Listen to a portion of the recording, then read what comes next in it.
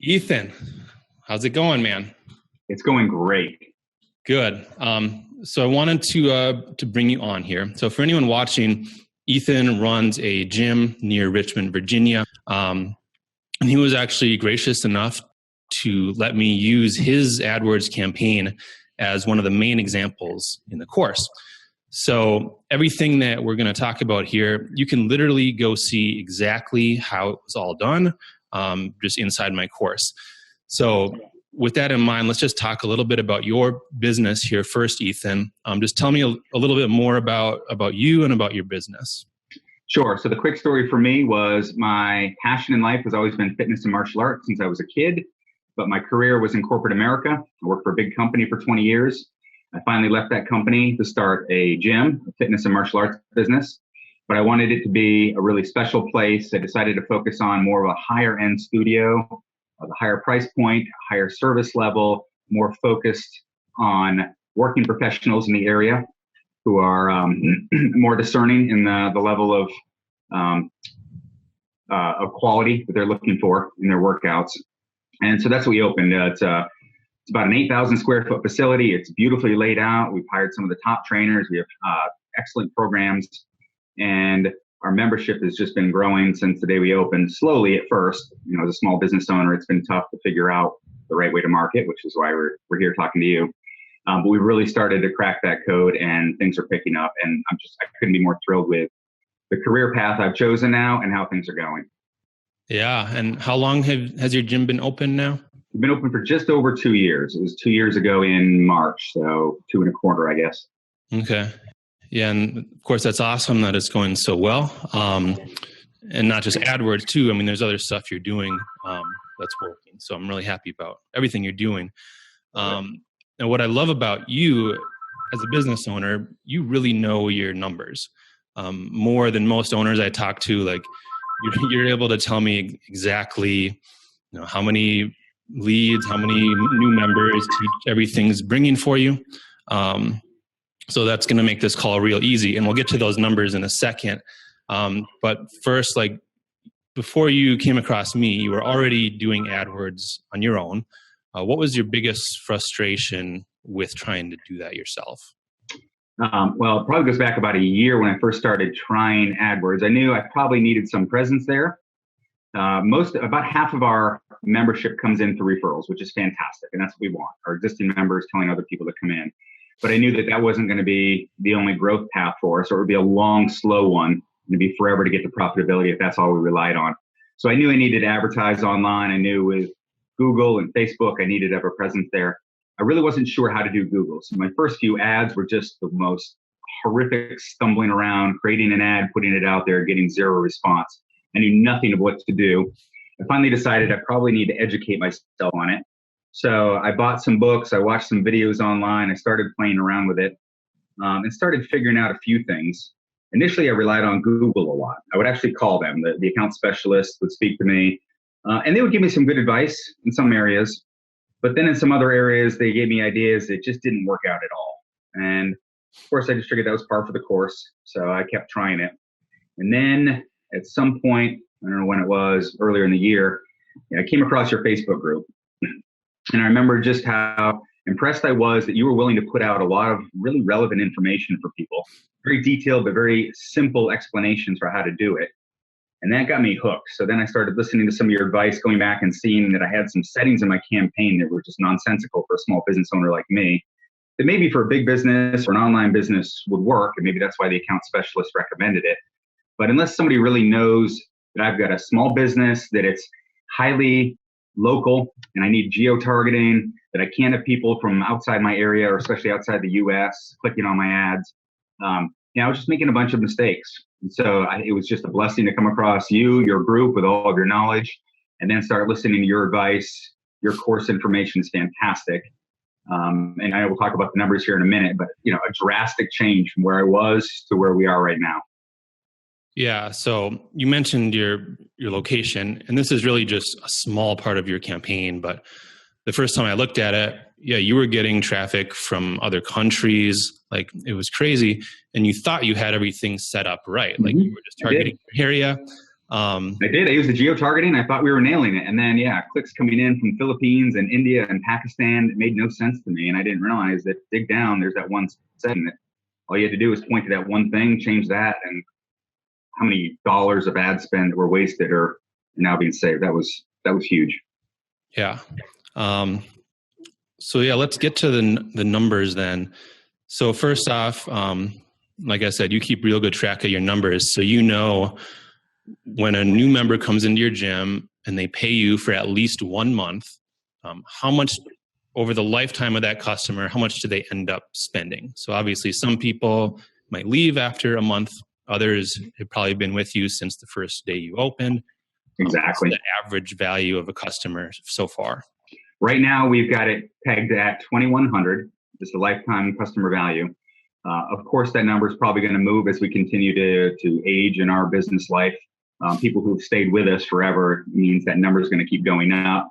Also, our price point has gone up. We increased our prices in January, so that creates more customer lifetime value.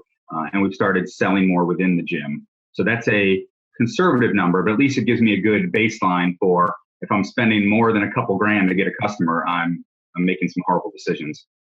Okay.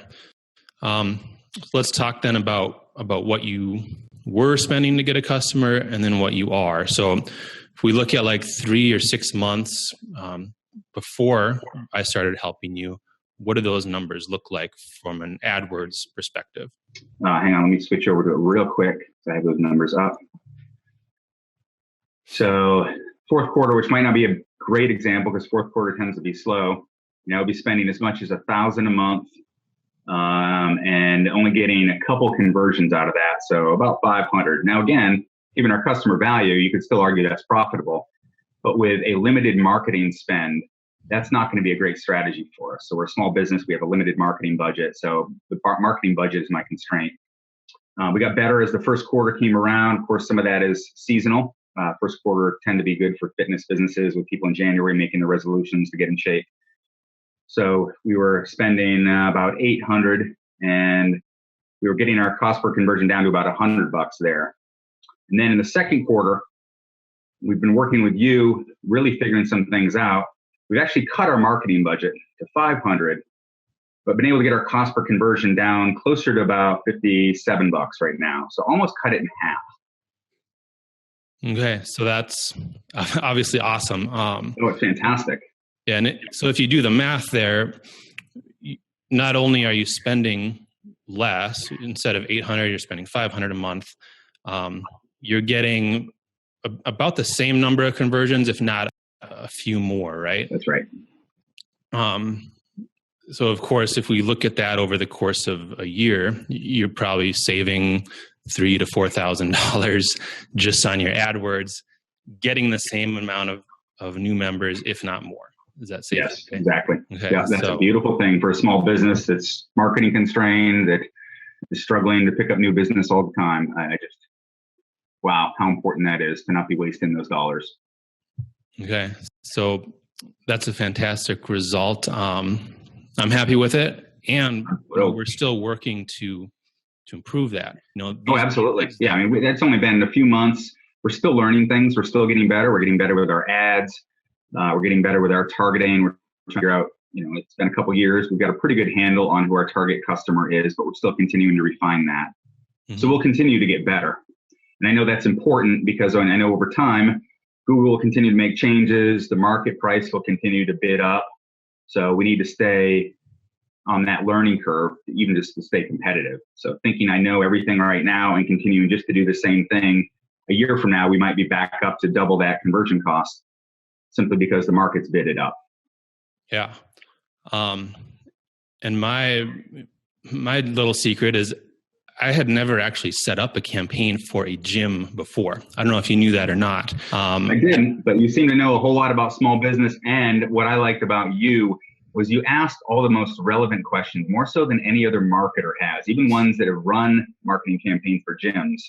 You actually asked those insightful questions like the lifetime customer value, whereas other people didn't ask that. And I just thought, and as well as the geo-targeting, you asked far more insightful questions. So even though you hadn't run one for a gym, you've run one for small businesses and you know the differences in small business. And I think that was beautiful. Yeah, thank you. And that's what I try to do in my course is really break it down just for local small businesses. What are the methods and strategies that will work across the board? Mhm.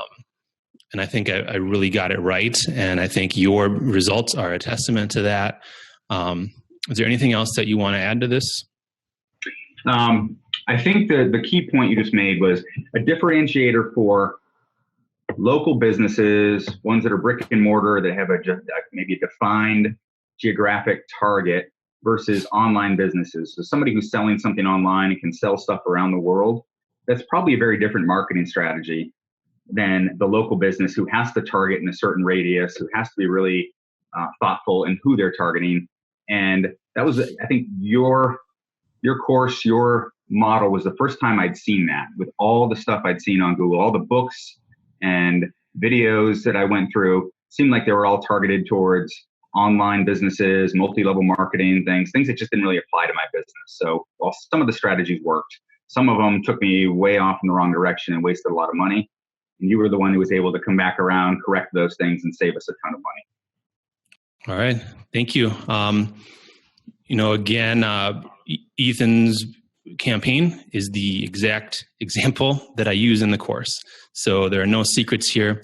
If you're watching this video, there should be a link somewhere to buy the course, and you can see exactly how it's done and how, I'm showing how I'm setting up a campaign for his gym, but also explaining why this applies to every type of local business, whether you're a contractor who goes to your customers' houses or a gym where customers come to you. The principles and the methods that I teach are the same. So I hope that you can come join me and Ethan inside the student group and take things to the next level. And Ethan, I'm excited to get down to your gym sometime and do a workout with you. I love it. So thanks again, Ethan, and we'll talk again soon. Hey, Carlos, one more thing I would add. Sure. I think it's important for people who are considering something like this is that I know for me, one of the hurdles was actually just opening up my campaign and letting somebody else take a look at it. So even answering questions to say, here's how I set it up. There's a self-consciousness that I know others may have. I certainly did of, hey, I went and figured some of this stuff out. I think I'm getting okay at it, but I don't want people to see all my mistakes.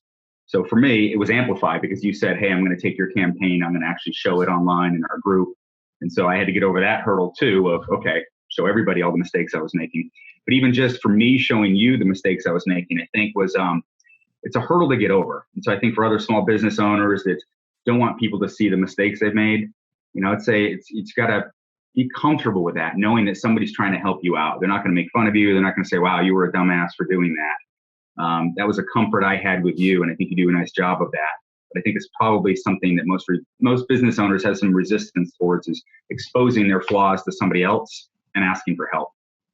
But I would say absolutely do it because the results you're going to get far better results. You're going to feel brilliant afterwards. I look back at some of the things I was doing and realize how foolish I was, but I'm not afraid to say that because I'm comfortable with the results we have now. But that might be a hurdle for some people to say, I don't want people to see what I'm doing wrong. Well, then you're going to keep doing it wrong. Yeah. Just to show somebody, have them help you, know that they're not going to make fun of you. They're going to actually help you out. They're going to guide you. They've seen those same mistakes that everybody else has made before. It's like when people come into the gym and they say, I don't want you to see how out of shape I am. It's like, well, of course, everybody comes to this gym because they're out of shape. That's what I expect. So don't be afraid. Don't think you need to get in shape before you come to the gym. So somebody doesn't need to think they're going to become an AdWords expert before they reach out to you for help.